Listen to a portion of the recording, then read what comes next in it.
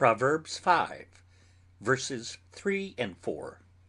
The lips of a strange woman drop as an honeycomb, and her mouth is smoother than oil, but her end is bitter as wormwood, and sharp as a two-edged sword.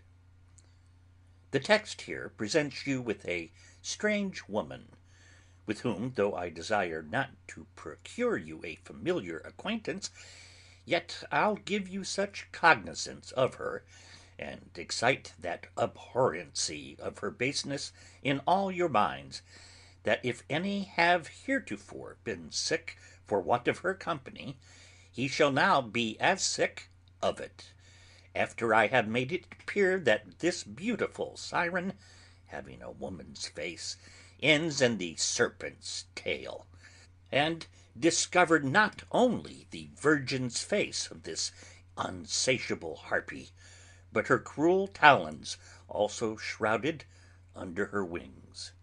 That you may therefore, as Amnon did upon Tamar, bolt the door upon this strange woman, and no longer endure the whoredoms of this painted Jezebel, I'll endeavor to characterize her to you, and by the infallible clue of truth conduct you through all her intricate and winding labyrinths. Be pleased, therefore, for the explication of the word strange, to take notice that this epithet was by the Grecians attributed to their common prostitutes, which they called xenas, strangers, and hence I conceive it was the comedian called Glycerium, who was thought to live by the unlawful submission of her body, peregrinum, a stranger, a strange woman. But I have only hitherto told you her name. I shall now, therefore, proceed further to describe her to you by her sordid actions, which will ascertain you of those miseries which are her constant waiting women or attendants. That I may therefore prosecute my design, she is one whom not Argus's 100 eyes, nor brazen walls, nor the most vigilant guards can secure from her lascivious incontinency. The bars and hedges which nature has made lock up her impure lips with a command of silence, yet we could never limit the infiniteness of her lascivious thoughts, with which she would as freely commit fornication as if she were at liberty and in the enjoyment of the greatest voluptuary. And we may say of her what Scipio in another case said of himself: she is never less alone than when alone. She tricks herself up with such variety of gauderies, as if she were to expose her body to bring the devil to her lure, and tempt the tempter himself to love her. And were that opinion of Tertullian true, that the devils and fallen angels had carnal commerce with the daughters of men, and they should desire one to satisfy their lustful appetite, I'd recommend the strange woman in the text unto them, who, like Circe, is an amiable sorceress, and when she hath once charmed her gallant with youthful blood sparkling in his veins, and beauty dancing in his face, into the endless circle of her lust he'll find a difficult recovery. Physicians tell us that the reason we have in feverish distempers our paroxysm but every second, third, or fourth day, and not at every circulation of the blood about the body, is because the blood, when it arrives to the heart, must acquire such a degree of corruption before it can affect it, and therefore because this corruption is not sensible before many circulations have been performed, it cannot so soon create a paroxysm. But in this impure and libidinous strumpet's heart 'tis far otherwise, for she endures the paroxysms of the fever of lust every hour and moment, and the circulation of her lusts in her heart is sooner performed than that of her blood. Medea had not more damnable arts to preserve youth and beauty than she, who has perfectly attained the art of making new beauty, new hair, and counterfeit teeth, and not thinking she hath charms enough to render her amiable, has recourse to the merchants, as unto natural magic, to buy there what nature would not give her, and to make herself liked in spite of nature's disfavors, and being accustomed to varnish over her decayed cheeks and the ruins of a good face with the fresh colors of an adventitious paint, she, by her licentiousness, seems to usurp the power and liberty of painters, who, according to the poet, were privileged to do what they pleased. And, to say truth, she is an exact painter in all her actions, for she varnishes over the deformed and execrable name of whore with the flourishing title and color of a lady of pleasure, and whilst she discourses to her gallant of the unlawful use of her body, she colors it over with the title of a great and incomparable favor, and, Mohammed like, persuades all her adorers that there's no paradise but that of carnal fruition, and the gratification of a domineering lust. But I fear that this paradise she puts them in will prove but a fool's paradise, for I believe they'll quickly conclude that the sulphurous flames which Etna's fiery paunch continually vomits into the air bear not so forcible and durable a heat as the calentures of her lustful blood, and that the poisoned garment dipped in the centaur's blood, which caused Hercules to burn in living flames, had had not such vigor and vehemency as her inflamed lust. Whilst I hear one historian talk of Sempronia, and give her this character, that she oftener courted men to her embraces than she was courted by them, I fancy he makes mention of the strange woman in the text. And whilst I hear another report, that Julia arrived to that height of licentiousness, that she would leave nothing undone which she could basely commit, either by action or passion, judging that lawful which pleased her humor best. Methinks he characterizes our strange woman to us. King Solomon, understanding a hot prostitute, tells us, Proverbs 6:27, a man cannot take fire into his bosom, but he must be necessarily burnt.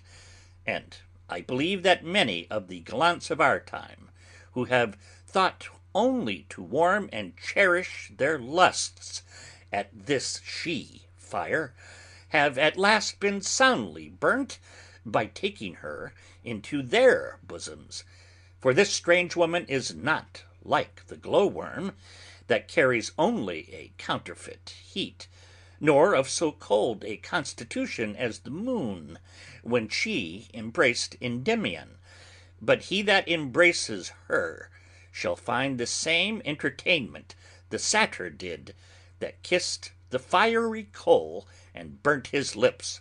And we may say of her what the tyrant Nero once said of himself and his mother Agrippina, that there can nothing come of her into the world but what is detestable and accursed. This Helena is hot enough to inflame Troy. This Hecuba can bring forth nothing but a firebrand. Though the toad hath a precious stone in her head, yet her body is poisonous, and so, though this strange woman may wear a handsome countenance, and for her superficial and skin deep beauty seem an inestimable jewel, yet if we view her thoroughly, we shall discover the venom of her impure body. For though her lips drop as an honeycomb, and her mouth is smoother than oil, yet her end is bitter as wormwood, and sharp as a two-edged sword, upon which two verses of the text, as upon two pillars, I build this practical proposition, that the short and transitory pleasures which the strange woman affords us are accompanied with the sharpest and most permanent evils, and that first, because she'll wound and stain our reputation.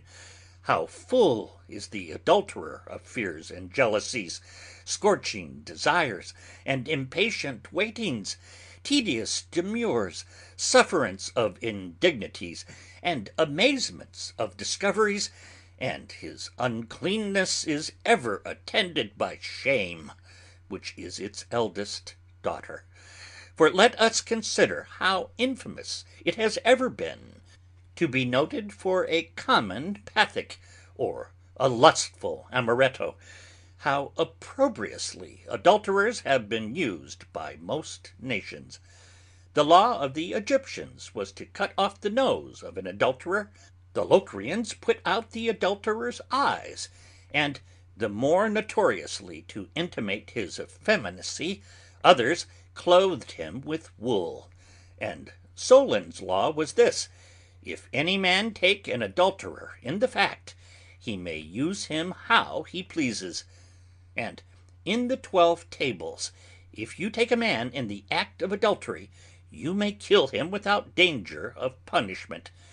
Impunity was entailed upon the murder of him. You may observe that this sin of adultery is in Scripture called a sin of darkness, intimating to us how the adulterer, ashamed of the light, sneaks up and down in obscure recesses, and is only active and vigilant when others are quiet and taking their repose. Other sinners' iniquities are in Scripture numbered by the hairs of the head, but we cannot number the adulterer's so, because as his sins increase, his hairs do fall. The spring of his sins is his hairs fall of the leaf. The second account upon which the adulterer will conclude that the transitory pleasures which the strange woman affords us are accompanied with the sharpest evils is 2. Because he'll find she will impair the health of his body. For though her lips drop as an honeycomb, and she distill the quintessence of rhetoric in every expression, though she does amorously caress and embrace him, yet 'tis but as the encircling ivy does the oak, to make him rot, wither, and decay. Though he may think himself in heaven, and imagine her curled arms about him to be his celestial zodiac, yet he'll at length find them but as chains and fetters to enslave and captivate him to her insatiable lust, the gratifications whereof whilst he endeavours to show her, he must undergo as many gripes in his guilty conscience as aches in his impure and vicious body. She, it may be, will foment and cherish the flames of his lust with these pleasing blasts, by telling him that the virgin spring does not appear less chaste because many thirsts are there quenched, and that those waters stink soon that continue long in one place, but remain sweet and wholesome whilst they leave one bank and kiss another. But let us, like a prudent Ulysses, stop our ears to the fatal voice of this dangerous siren, lest, while we sail in the ocean of this world, we suffer shipwreck of grace and a good conscience. Don't let us stand to dispute the case and parley with her, but rather fly from her and avoid her company, for we must be extremely cold not to be warmed by so fair a fire, and very strong to make defense against so charming an enemy. Nor can we touch pitch with our hands, but a foul impress will be received from it. One rotten kernel of the pomegranate infects the fellows, and St. Paul made that verse canonical: evil communication corrupts good manners. And it is noted of Joseph that as soon as his mistress had laid her impure hands upon his garment, he leaves it behind him, that he might be sure to avoid the danger of her contagious touch. And we shall assuredly find that she who but now compared herself to a pleasant spring will at last serve us with the bitter waters of Mara. For I appeal to the common adulterer, whether he be not a walking hospital and pest house of diseases, whether he is not always possessed with peiraison, a devil that first tempts him to all uncleanness, and afterwards terrifies and examinates him with the greatest horror imaginable, and whether the violent and fervent heat of his lustful appetite be not as unquenchable as hell flames. Could we have Lynceus his eyes, and look through the decayed walls of his body, what rottenness should we discover in his exhausted bones? How would the whole fabric of his body appear invalid and unnerved, and represent itself to us as the emblem of a sack of dry bones, whose every part, if it were anatomized and opened, it would corrupt and infect the air, and store the world with as many diseases as the opening of Pandora's box, insomuch that he who shall be besotted with so lethargic a stupidity as to harbor and caress this strange woman, he, like the Hyrcanians, may be said to keep a dog to devour himself, or, like the mad Romans in Arian, court the fever of his own lust, that will soon consume him, and render him as meagre and pellucid as the merest skeleton, causing withal a no less decay in his estate than in his body. And this I conceive induced Solomon to say, that by means of a whorish woman a man is brought to a piece of bread, and the adulteress will hunt for the precious life. But if this be not sufficient to deter the adulterer from this prostitute's company, I'll advance a step higher, and press him with a third argument, to prove that those transitory pleasures the strange woman affords us are accomplished with the sharpest and most permanent evils, and that 3. Because by her means an irreparable and irrecoverable damage will accrue to his immortal soul. And in this St. Paul shall be my president, who bids us not be deceived, assuring us that neither fornicators, nor adulterers, nor effeminate persons shall enter into the kingdom of God. It was not permitted to a dog to enter the Acropolis, because of his excessive heat in venery, and so neither will it be permitted to those that, like the dog, indulge themselves in the excessive heat of venery, to enter into heaven, which may for its height be called an Acropolis, which, being interpreted, is a city built upon a hill. Let us consider how impossible it is that our prayers and oblations should be acceptable to God when they are offered with impure hands, reeking in lust. How can we expect to look God in the face, whose eyes are purer than to behold iniquity, with our impure eyes? How can we be eagle-eyed enough to look up to God, whose eyes are 10,000 times brighter than the sun, when we have so weakened our eyes by the works of darkness, that, like night birds, we dread to behold the light? How should chamberings and wantonness hope to get room in heaven, whence all kind of marriage is excluded, when the two opposite poles of the world meet together, and two contradictions at the same time prove true? Then, and not till then, will I believe that the fornicator and heaven can kiss each other.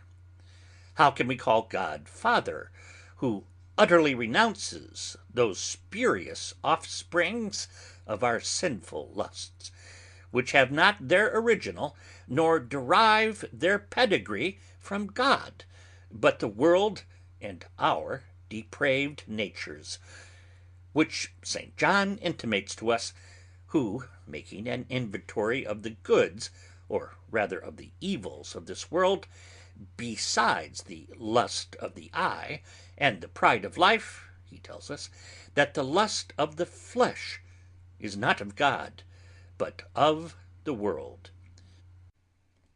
It remains now that I should prescribe you some few recipes and antidotes, which if you'll make use of, I'll warrant to cure you of the fever of lust, into which the strange woman will endeavour to cast you. And my first is this. First, then, let every one make a covenant with his eyes never to look upon any object with a lustful and impure inclination. Job 31:1. I have made a covenant with mine eyes. Why then should I look upon a maid?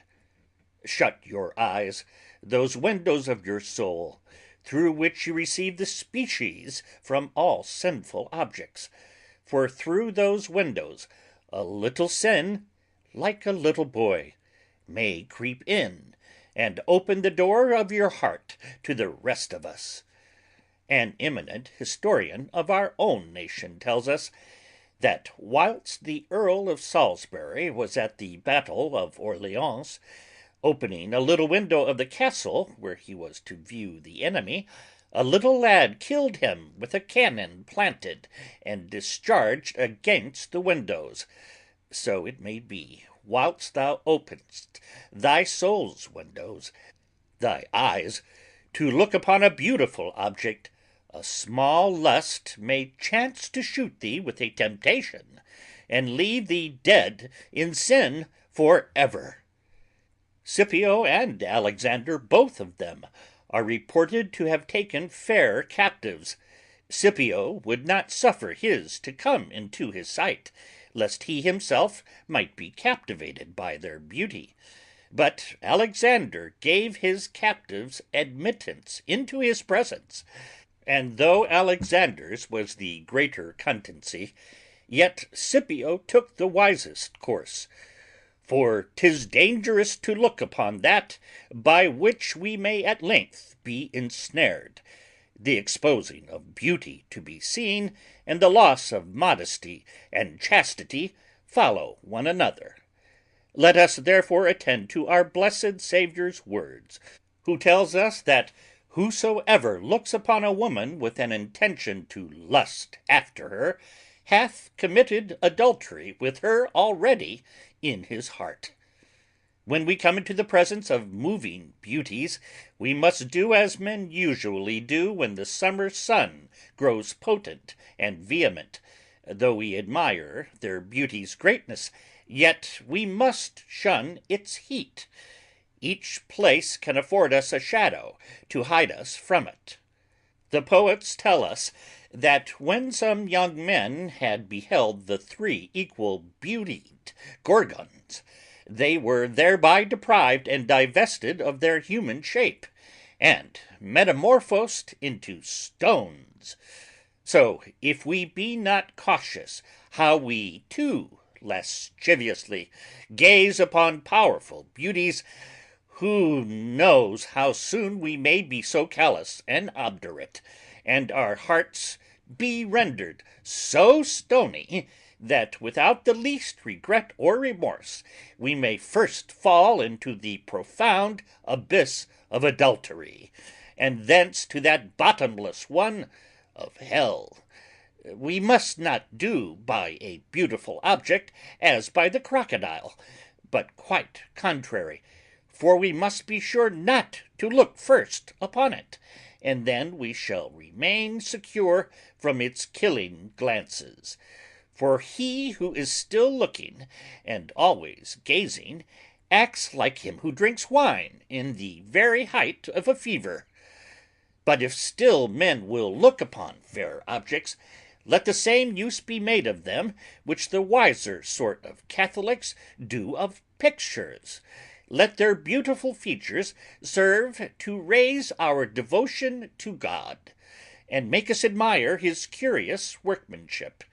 And since women are of late so proud and licentious as to expose and prostitute themselves to the eyes of men in unseemly and immodest gestures, and they only show themselves true Britons in this, that, like the ancient Britons, they delight to paint their bodies, and, like the rainbow, display their transient and fading colours. Let us, when we see such as these, call to mind these considerations, to allay those inordinacies which may otherwise arise in our thoughts upon the contemplation of so vicious objects. Let us consider that they are but vain dames to bestow such curious cost on so woeful and sordid a piece of dirt, which, it may be, would otherwise resemble the clay Prometheus used before it was informed and animated, that 'tis their folly to gild a clay wall, and enamel a bubble, when they can give no other than a woman's reason for it.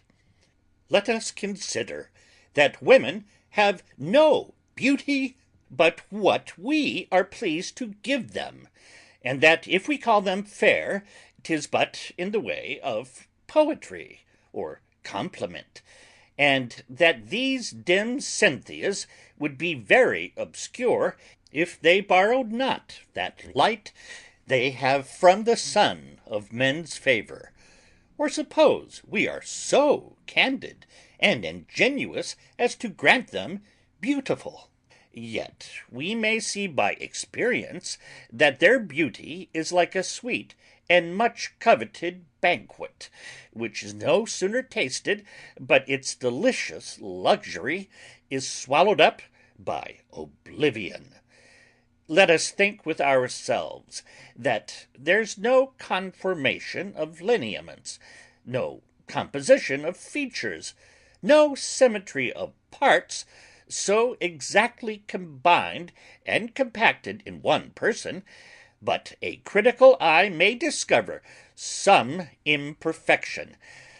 Fairest Cynthia is not without her spots, nor beautiful Venus without her moles. 2. If you would be cured of the fever of lust into which the strange woman will endeavour to cast you, use a moderate, slender, and ascetic diet. Be content with that with which nature herself will be contented, and then a little will suffice you. And if you do this, you will act according to the rules of discretion and prudence.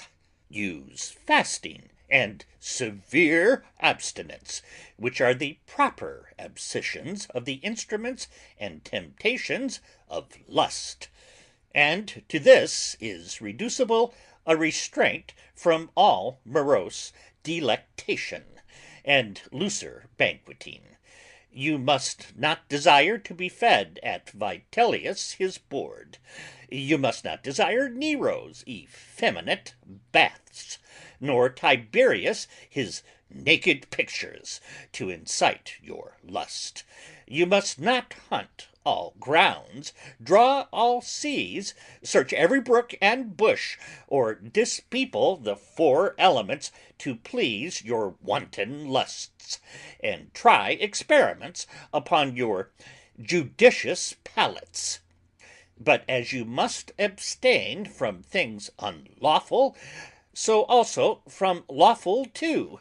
You must not only take care you transcend not the bounds of temperance and moderation, but you must sometimes abridge yourselves of the necessary repast, assuring yourselves that the more you deny yourselves, the more you shall receive from God. 'Tis storied of Richard Neville, Earl of Warwick, styled also Make King, that in the great battle at Ferrybridge between Henry VI and Edward IV, when he perceived his side almost worsted by Henry VI, he slew his horse with his own sword, and then uttered these heroic expressions: "Let all that will fight stay with me." And then, according to the ceremony of those times, kissing the cross upon his sword, he fought with singular courage and prowess. So, in the conflict between our lusts and us, let us kill and mortify our bodies, which, in the language of Socrates, are our soul's horses, and then excite every faculty of our souls with these words: "Let all that will fight stay with me." And when we have done thus, let us kiss and take up our cross, and fight stoutly under Christ the captain of our salvation against our lusts, it being impossible to keep the spirit pure whilst 'tis overburdened with too much flesh, and exposed to all entertainments of enemies by fomentations and pamperings, remembering the counsel of the philosopher, that we must not take care for the body simply as the body, but as subservient to the soul. And that you may be the better induced to do this, remember, as the forementioned author has well said, that the soul is yourself, but your body yours. For 'tis the soul which uses, but that which is used by it is the body. And by this separation of the body from the soul, you will preserve your nature from confusion. Nor think that things ta entos, which are without, concern you, nor contend for those as for yourself, and so consequently avoid too much care of your body, not resembling those that, so that sumpter horse the body be hung with gaudy trappings and pampered, care not with what rags they clothe the soul. We may also consider that these high pamperings and feasting ourselves have no real pleasure in them, and this I am sure was the orator's judgment, when he said, "I would not fancy or imagine with myself as if luxurious gluttons lived pleasantly, and such who vomit upon the table again, but what now they took off, and with their crude stomachs, carried from feasts, the next day ingurgitate themselves into them again, who, by reason of their laziness and surfeiting, see the sun neither rise nor set, and are in indigency of those estates which they have profusely expended.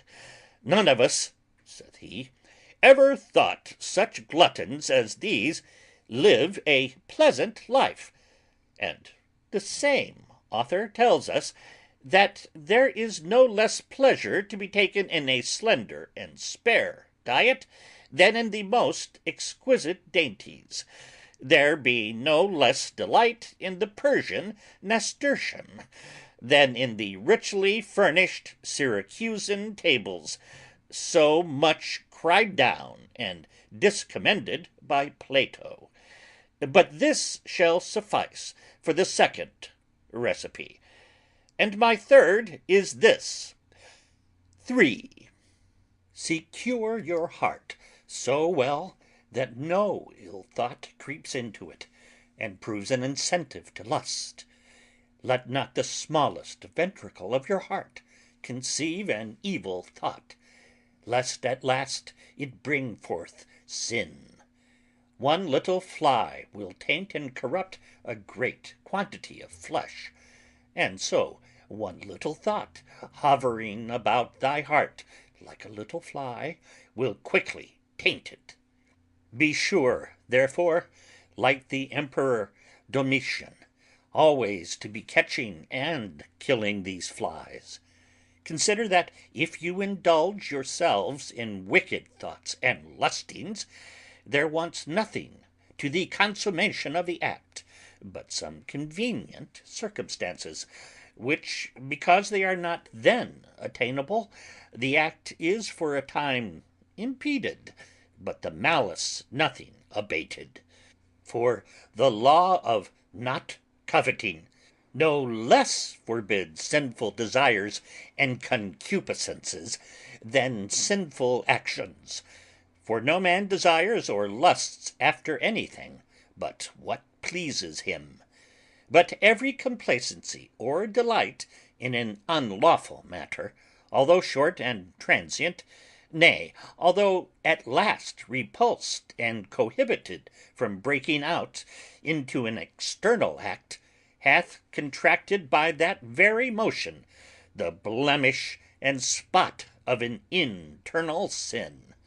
And hence St. Augustine, following the doctrine of St. Paul, affirms that the concupiscence of the flesh is sin in a good man, because he has in him a disobedience and reluctancy against the government of the rational faculty. Again, he sins that inwardly lusteth or desires, although he follow not those desires by a consequent act, because such motions are not pure passions, but involve negations of due acts, which ought to have been in lieu thereof. A man may be incestuous that never bodily commits the act, and from these impure fires which men kindle and cherish within them, they are usually in love with their deformed lusts, as Alcaeus was with the warts in his boy's face, though they are deformed marks. When Brutus and Cassius assaulted Caesar with a design and resolution to murder him, we read that as soon as he saw Brutus, he cried out, Kai su teknon? And art thou here, my son, my darling? And opened his breast to him. So when any lust comes to assault us with a design to make us dead in sin, we court and caress it in Caesar's words, Art thou here, my darling? And open our hearts and breasts unto it, whereas we should always be prepared with preservatories against it.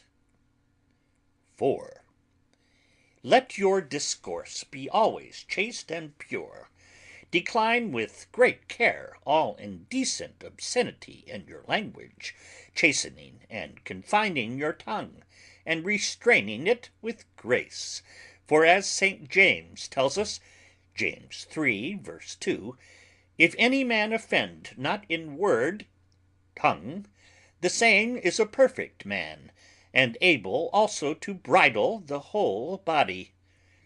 Either be silent, or speak those things which are better than silence, is a good rule here. Every bad tree is known by its bad fruit, and an unclean man may be traced by his unclean discourse. It being a shrewd symptom the will is depraved, when our discourse is unchaste and obscene. And in this Hierocles concurs with me. The will of man, saith he, adhering long neither to virtue nor vice, utters forth expressions inclining to both, as resembling the contrary affections in it. This advice, therefore, of Tyrius Maximus is very sovereign. I require such a pleasure in words which virtue may not disdain to make her waiting woman, and attend upon her. St. James calls the tongue a fire, James 3, verse 6, and the schoolmen call the lusts of the flesh fomes, tinder. Let us, therefore, be careful that the fire of our tongue light not upon this tinder, and kindle it. Modesty and a becoming blush is the fence of all virtue, and when this is broken down by obscene talk, the banks will overflow with impure streams. A rose which, when it hath lost its blush and begins to look pale, by those symptoms you may conclude that 'tis a dying.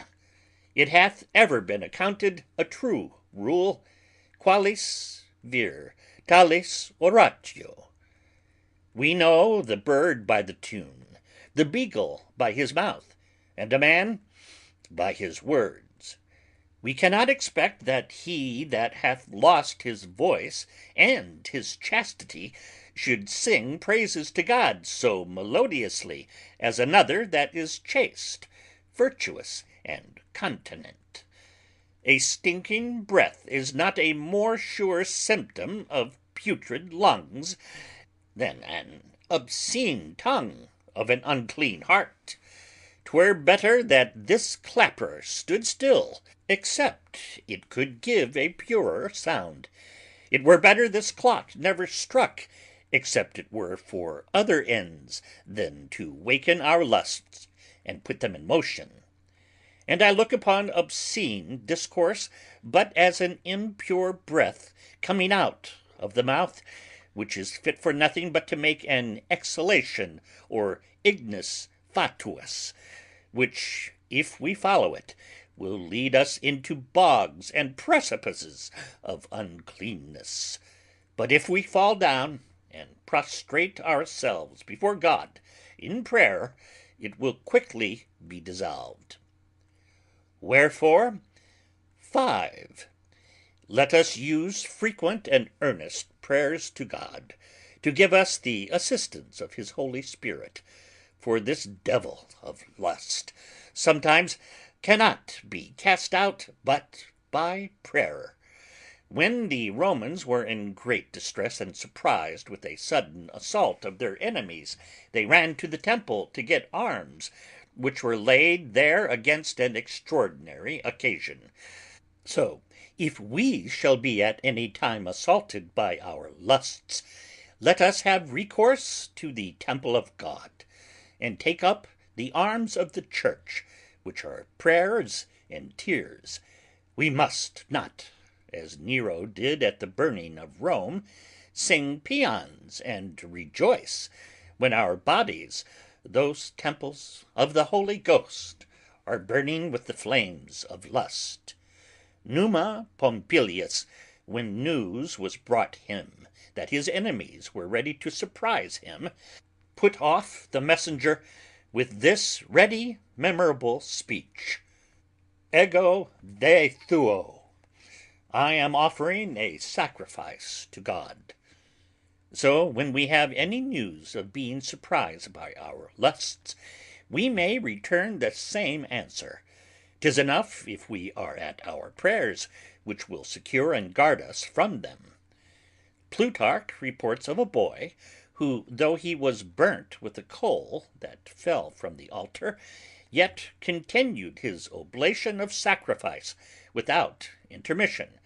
So let us, though we are sometimes burned with the fire of lust, be so fervent in our prayers to God, that the fervency of them may exceed and draw away the heat of our lusts, as a great fire does the heat which was caused by a less.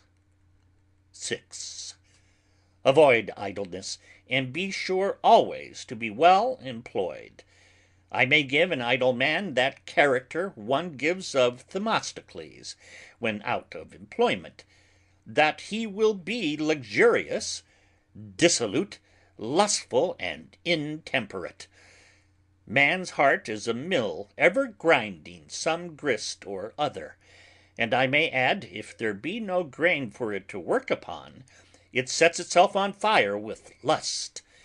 Let us consider that whilst we are idle and not employed, we can expect no assistance from God, and if we should be assaulted by lust, according to that of the historian, when we once give ourselves over to idleness, we shall in vain implore the aid and assistance of God, for then he is angry and offended at us.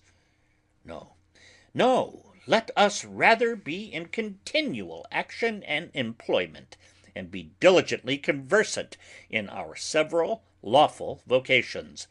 For, as the same author tells us, we cannot by a few prayers only, and faint supplications, obtain aid and assistance from God, but by watching, and being in continual action and consultation, all things will succeed prosperously unto us. It was a saying of Appius Clodius, that it were better for the Romans to be busied and employed than remiss and idle, because great empires by agitation and motion are excited to virtue. And it was another's complaint, that idleness, that great enemy to discipline, corrupted and spoiled the Roman soldiers. And so we may complain that idleness hinders us in our spiritual warfare against our lusts. Whilst Atalanta was employed in hunting with Diana, she kept her virtue pure and immaculate, but when she fell into idleness, she indulged herself in the gratification of her insatiable lusts. So, whilst our souls are employed in hunting after knowledge and other things which are commendable and praiseworthy, they may preserve themselves from lust and uncleanness. It was a saying of a Latin poet, "Take away idleness, and you break Cupid's bow." And I may say, with more than poetical authority, take away idleness, and you break the devil's bow, for idleness is the bow out of which the devil shoots the fiery darts of his temptations at us. And if, after all these means used, you cannot contain yourselves within the bounds of chastity, then 7. Enter the sacred bonds of matrimony. 'Tis far better thou shouldst marry than burn. Take St. Paul's counsel, who, to avoid fornication, bids every man have his own wife, and every woman have her own husband.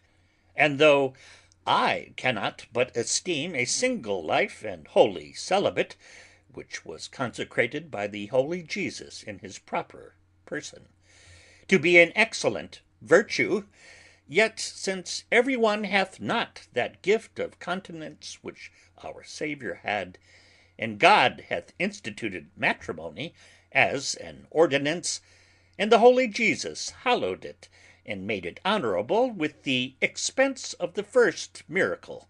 We read, He ever performed on earth, and made it more sublimate by making it a representation of the union between him and his spouse, the Church. It is a thing highly commendable in itself, and be made use of as a great preservative against inordinacies in our affections and unruly passions. And a learned author puts it in the catalogue of such arts without which a man cannot live well and happily, and says, that although to live a single life is not totally repugnant to human nature, yet it is repugnant to the nature of most men, because a single life and celibate are only fitted for the most excellent minds, and such as are refined from the dross of impure concupiscence. And another author brings in Romulus speaking to his neighboring nations, that they would not grudge to mix themselves together in a joint alliance and consanguinity. And though the Roman state seemed to countenance a single life, because they afforded dignities to certain vestal virgins, yet the number of those vestals was but small, and then the dignities and privileges which they had were no other but that they were made equal in state to married wives. They were preferred before all that lived unmarried, but not before married persons. But whilst I am speaking of this order of vestal nuns, I cannot but endeavour to excite in you an abhorrency of those destructive nunneries into which the papists cast their virgins in their infancy, and before they come to maturity of years, or are, which they can never be, able to judge of the strength of their own continency, into what stews have these nunneries been frequently converted, by reason of restraining those from the sacred ligament of marriage, who have not so absolute a command over themselves as to abstain from unlawful carnality. How is that sacred fire, which among the Romans of old was preserved by their vestal virgins, by these changed into flames of lust, which all their holy water will never allay or extinguish? Oh, that these sottish abusers of the holy ordinance of God called marriage would but call to mind how the blessed and immaculate Virgin, our Saviour's mother, was betrothed to Joseph, lest honorable marriage might be disreputed, and seem inglorious by a positive rejection from any participation of that transcendent honor. I could heartily wish that these our Romanists would but imitate the brave example of the old Romans, who thought none eligible to be Jupiter's priests but such as were married, and, as Tacitus and Suetonius tell us, set a fine upon their heads who refused to be united in the holy bonds of matrimony. It was out of respect of this that the Emperor Augustus sent for Germanicus his children, and hugging and caressing them in his royal breast, signified by his countenance and other signs of his hand that others ought to imitate Germanicus in marrying with joy and alacrity. And thus, you see, I have asserted and maintained the laudable privilege and ordination of marriage, and now cannot but be convinced that you think in this my last recipe of marriage I have prescribed you pleasanter physic than in any of the former. If, therefore, you cannot obtain a cure from them, you may from this joined to them. Suetonius tells us that Galba selected a jewel to beautify and adorn the goddess Fortune, which, on the sudden, as if it deserved a more sacred deity, he dedicated to Venus. But I hope that we, after we have selected those pearls of price, our souls, for God's service, shall not dedicate them to Venus and our sensual appetites, for we are most certainly informed by the text that the end thereof is bitter as wormwood and sharp as a two-edged sword. Finis.